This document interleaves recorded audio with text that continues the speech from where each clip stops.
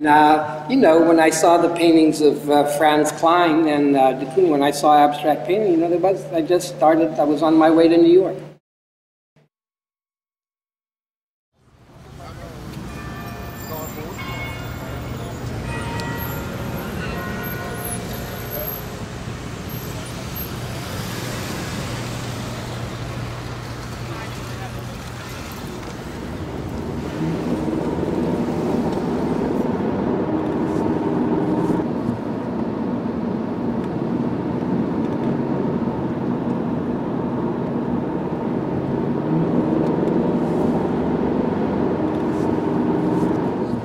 They have some points that we can cut them, those sculptures? Well, some are bolted together. I mean, actually, we're going in there, but this is, there's like the one on the right, that comes apart. This one doesn't go. Those two don't go. That's an old one, this one. Yeah, this 10 is years. old. Yeah. This one is relatively new, yeah. Yeah, this and that one can come apart. That's all aluminum. That's a beautiful one. So this is what I have to show. And then I can. Okay, about the you're gonna about the paint. Yeah, about the paint. Nobody can tell the difference between the painting on this and the painting on that. Yeah. What? You laugh. Everybody's trying to say this for the last 50 years, Frank. Right. That, you know, the hand of the artist is nothing anymore because we can't. Which one was painted by the Canadians? Which one was painted by, I always say this way, which one was painted by a man and which one was painted by a girl? What are the choices, this or this? Yeah. Well, I like much more this one. Mm-hmm. Well, so I suppose the girls painted because I like women.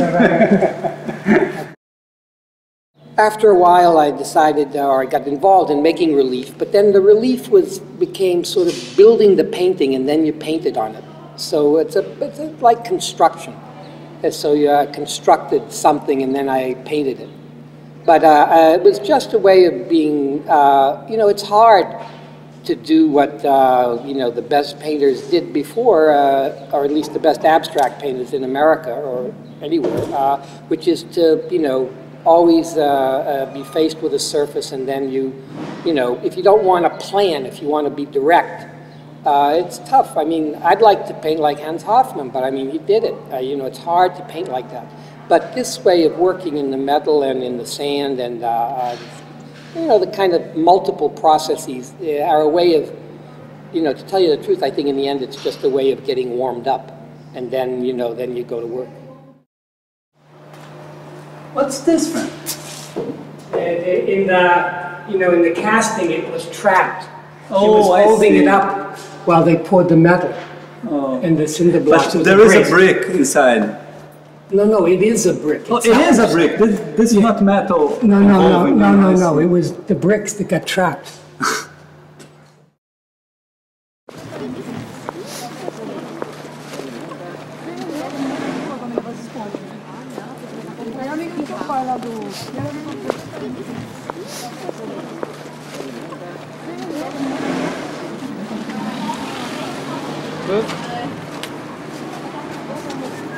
Olha, eu acho que a minha relação mais evidente aí com Stella é pelas pinturas, né? Quer dizer, a diferença dele, eu tenho um lado talvez até dominante no que eu faço, em termos até de volume, de quantidade, que não é pintura, né? Que não, enfim, eu acho que ele é um artista nesse sentido muito mais coerente, que segue um caminho mais claro. A questão dele, de fato, é difícil não ver como uma espécie de fragmentação potente do plano, né? Seria assim, tudo que o plano, quando deixa de ter espessura, quando ele vira plano, o que você pode fazer com ele? É o que ele fez, né? Ou você pode parar de pintar, que é o que a geração inteira dele fez, ou você pode tomar aquilo como uma exponenciação do mundo e trazer para frente com ilusões de coisas que parecem planas, mas estão aqui. Ele tem esquemas perspectivos mesmo que ele desenha, que parece que vem para cá, mas está lá, não sei o que e tal. O que é muito forte na obra inteira dele, que não sei se isso é óbvio, mas é a questão do método. Quer dizer, o Stella ele vai das telas pretas até um Moby Dick sem um degrauzinho errado, né? Ele vai passo a passo, ele vai de uma coisa que parece o oposto da outra, sem que haja um... Então, se a obra fica louca, o método é extremamente frio. Agora, no meu caso, esse tal de plano, como eu disse antes, ele não é o plano que o Greenberg vinha alardeando, que a pintura tinha chegado, e uma vez que chegou, o que a gente faz com ele, que é um pouco o tema do Stella. Eu acho que o plano, para mim, é um depósito, é um lugar onde eu posso pôr as coisas, ponto. Um lugar que recebe matéria. Agora, se ele é só um ponto onde eu posso depositar as coisas, como uma superfície de um pântano, né? Quer dizer, não é um plano, é um plântano, né? É um plântano. Enfim, ele seria amorfo, seria... enfim, seria afásico, digamos assim, que é o meu perigo. Inicial era uma afasia, que eu acho que eu compensei com uma espécie de eloquência, que também virou uma questão, e eu acho que eu tento equilibrar um pouco esses dois mundos. Mas a minha intuição básica é um lugar onde você deposita a matéria, com diferenciação mínima, que são os quadros de 88 e 89. O que essa fragmentação do plano, a possibilidade dele vir para frente, de criar uma espécie de campo entre o zero, entre o chassi, digamos, e o elemento que salta mais, um campo que troca energia, né, ainda que com uma volumetria enorme e tal, o que isso me deu foi, digamos assim, como se esse pântano pudesse sair algumas coisas ali de dentro, né? Mas eu acho que eu nunca tensionei o plano. Na verdade, o plano está lá, parado. Quer dizer, o que precisa é esse plano estar ali como alguma coisa que recebe elementos à vontade, infindavelmente. Por isso que pesam 300 quilos, que eu vou pondo matéria, pondo coisa. É claro que depois, quando eu ponho espelhos, é um modo desse pântano ser assim, definitivamente um pântano, porque afinal um espelho é aquilo que recebe tudo, né? Espelho é uma coisa que recebe tudo, você põe na frente, né, cabe tudo dentro de um espelho. Quem não viu não sabe nada, quem ficou atrás da porta, quem guardou meu segredo. Tem cheiro de colmeia. Será? Entre nós é mais que Mais que nós é mais que agora. o sol que vidro corta.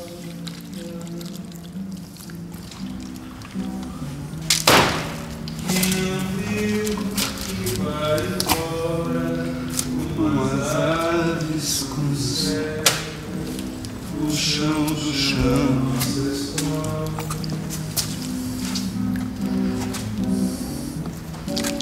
Quem violou a noite morta, quem pergunta ao pregador,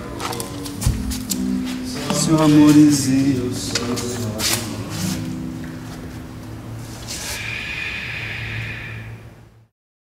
Eu nunca pensei num desenho, numa forma que me encantasse, assim, em si mesma, entendeu? Nunca. Eu acho que o informe seria a minha intuição de vida, esse pântano aí, né? Esse lugar onde tudo meio se desfaz ou se refaz, onde está um nasce e morre ali. Agora, isso é meio afásico, é meio pré-linguístico. Então, eu acho que a minha fabulação é esse lugar aí, mas isso não dava arte, né? Ou não por muito tempo. Então, é como se eu tivesse enchido esse lugar de coisas, mas essas coisas têm que estar sempre assim meio voltando, né? Meio se desfazendo, meio voltando para esse lugar neutro que é, né? Nesse sentido, o Stella de fato é uma economia veloz, rodando. Aquilo quer sair para todo lado, quer circular, espelha o mundo, né? Recebe as aparências, pega, lança de volta, faz trocas, né? Quer dizer, a coisa dele é muito, de fato, poderosa nesse sentido.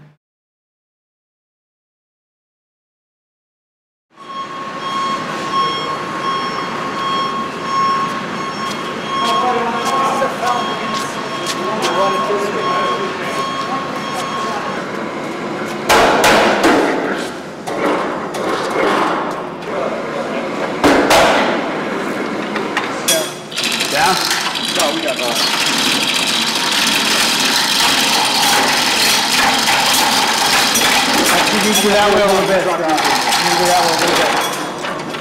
More. Okay, now bring it down evenly. Down. Oh.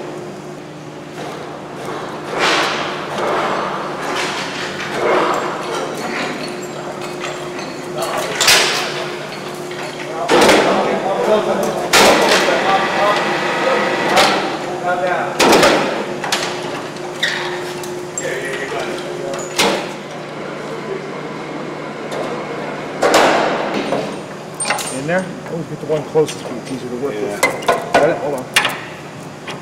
Watch your head. You like Beckett, really? Yeah? No, there's some Giacometti in the black thing. But the black paintings aren't like Giacometti. Giacometti did. Actually, terrible, you might say. This is more like Giacometti than the black painting. Oh, no. No, Frank, never. No way, really. And anyway, It's not only fair. one Giacometti I like. The lady with her throat cut. That's the only good one. Yeah. The rest, It's before Giacometti discovered Giacometti. He wasn't himself then. But I love that sculpture also. yeah, it's the only good one. Really? Yeah. I don't feel anything when I see Giacometti. Really? Even the tall ones walking? Yeah? Because they are so similar to Beckett. You know? I disagree. Beckett has boom, boom, boom, boom. There's action in Beckett. Action? Yeah, repetitive. It's like a Yeah. This way it's all the like time. it's. There's nothing happening. It's in Giacometti. prem- It's just, But there's nothing happening in Beckett. They're waiting for someone always. yeah, but they're doing something while they're waiting. Yeah. They're repeating things. But there's no action really. Things happening. Yeah.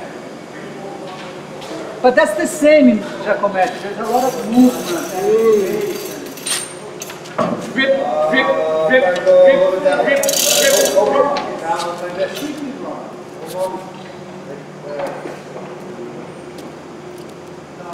In English, they say all the time, it's as exciting as watching the grass grow. Well, this is part of this. This could be a Beckett speech. You see. But actually, Giacometti is more like a stalactite. And the stalagmites, it takes, Yeah. takes even slower to get there. No. Oh yeah, yeah, it's a good one. Yeah, Machado de Assis. Yeah. In English they call it the epitaph for a small winner. But the idea that it's true. I mean, what's interesting is actually it contains the answer. Is that why you asked it to the black paintings? Yeah. It's true. I mean, it's a loop. So that's your life, and whether you start with the black paintings and end up where I am now, or play it the other way around, it's going to be the same thing. It's not going to change. So the story of your life, from the birth to your death, is everyone considers that a real story. But you could tell the story the other way around, from your death to your birth. Sobre o tempo, sobre a taipa, a chuva escorre. As paredes que viram morrer os homens, que viram fugir o ouro, que viram que nasce o reino, que viram, reviram, viram, já não vem, também morrem.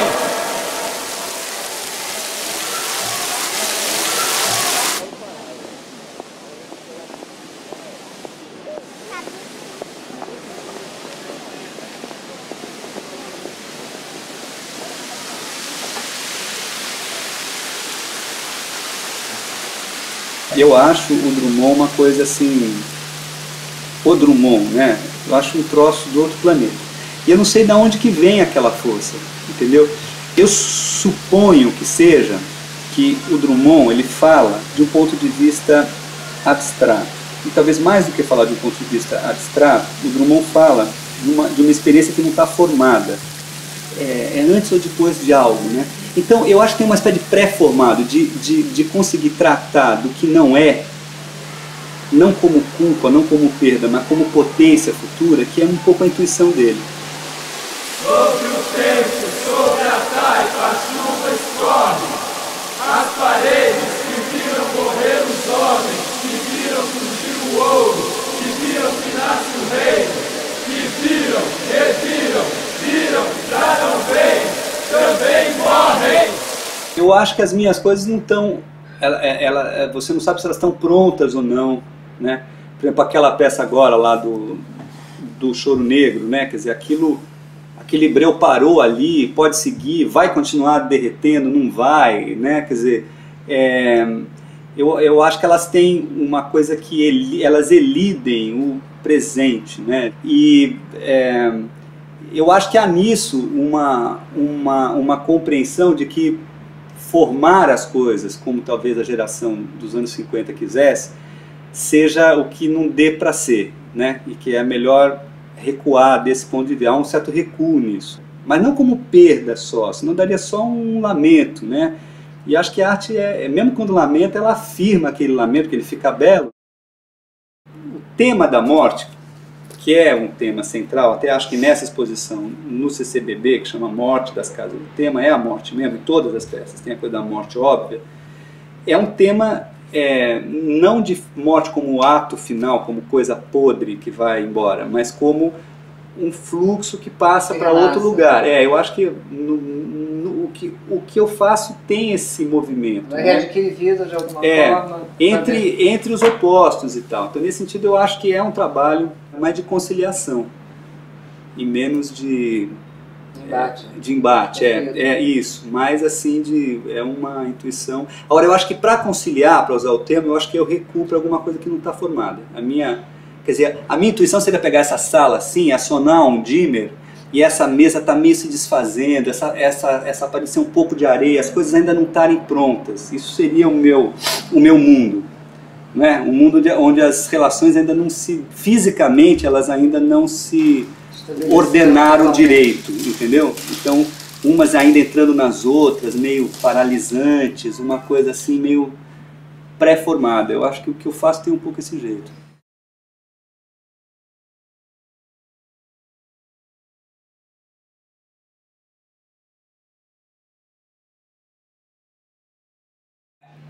O Stella foi sempre o cara da linha, né? Quer dizer, as telas pretas têm uma linha branca entre elas, que era É a própria tela, né? Que é a tela, que é o hiato da tinta, né? Quer dizer, o hiato esse hiato é o Stella. Foi essa linha que ele foi puxando, ele foi botando no canto das telas, aí essa linha corta a tela, e aí começa esse jogo todo, vai dando essa coisa. Quer dizer, ele é um caminho passo a passo, onde essa linha foi fazendo tudo e tal.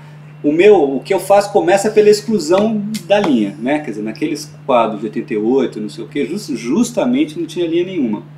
E esse elemento vem entrando sempre, mas como o meu tema básico é a matéria, é mais assim, não é como é feita, nem como ficou depois de feita, mas é o de que é feita, né?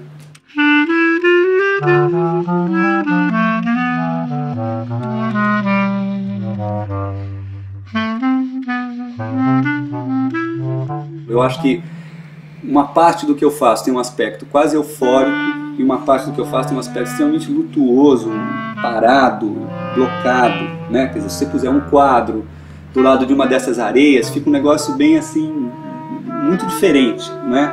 Um do outro. Eu acho que eu tenho um lado assim muito solene e de outro lado muito arbitrário, muito festivo e tal. Essas oposições, eu acho que a minha tarefa é sempre, tanto na operação de cada quadro como na operação da obra em geral, é levantar e pacificar conflitos, ou não é bem pacificar a palavra, mas harmonizar conflitos.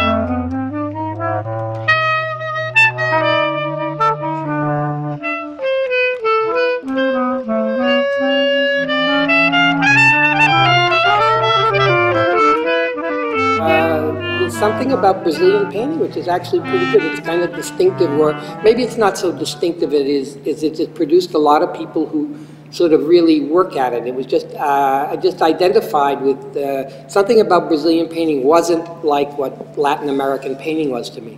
It was just, it was going in another way.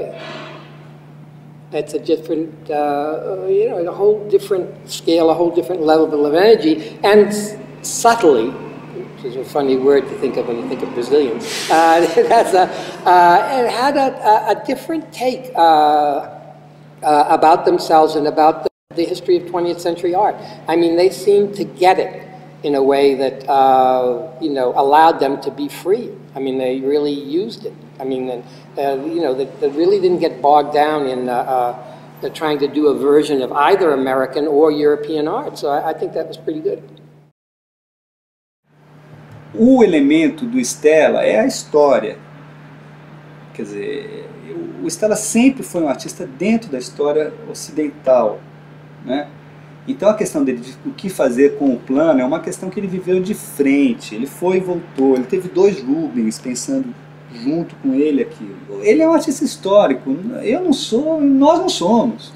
Agora, todo artista americano tende a ser histórico e todo artista brasileiro tende a não ser. Sinto muito. Né? Agora, qual é a medida em que nós somos históricos? E em que medida essa história deles é falsa? Isso é o que cabe a todo mundo achar, né?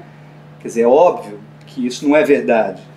Não é verdade que a história da arte caminha assim, ou que as black paintings de fato sejam o centro do labirinto. Não são. Agora, em que medida também é verdade que nós nunca tivemos um artista ali dentro, também precisa ser pensado, né? The generation before you, Pollock's generation, made a huge and collective effort to be historical, to finally have an American painting as good as European painting, and, you know, to compete and to win Picasso, to say it, you know, with bad words. But let me finish. But you are. But it's a long question. It's a long question. You are the first generation that, you know, inherited this cultural acquisition.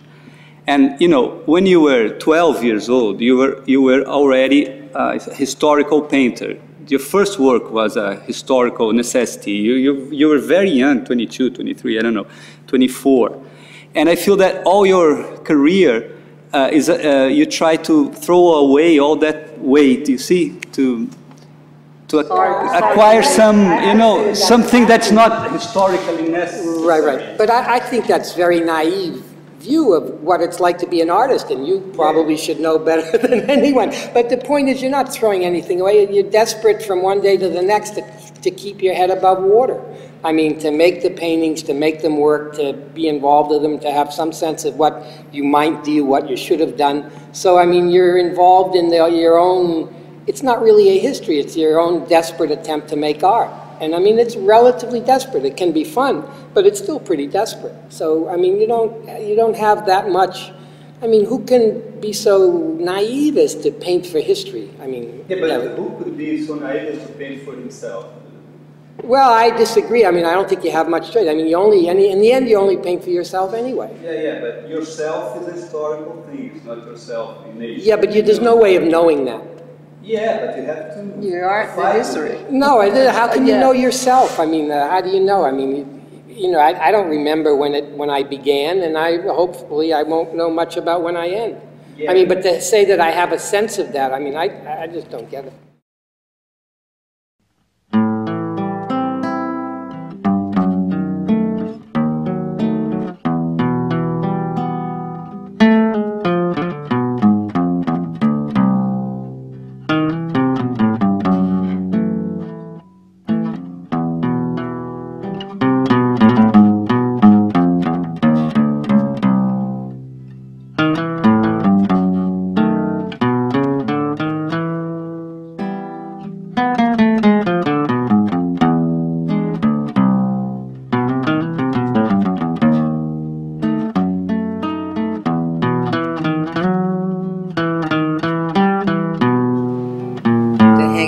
Here, this is a color.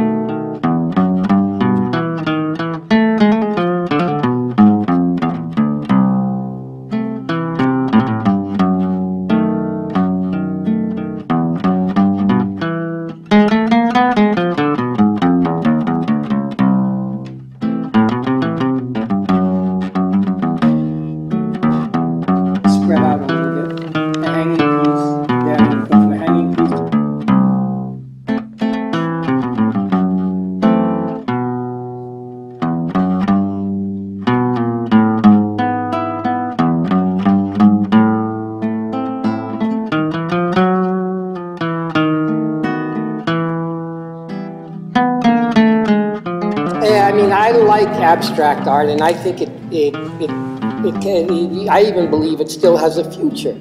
And I work at it, but it doesn't, in the end, really matter. I mean, I don't see any art that's non-abstract that's any good. I never have in my lifetime. I've been lucky. I mean, I don't know why that is. I mean, but, I mean, you can make, you know, mountains of historical analysis over the last 50 years, but I mean, you're still not going to come up with an alternative to abstract art that's, you know, decidedly better way to do things, to make art.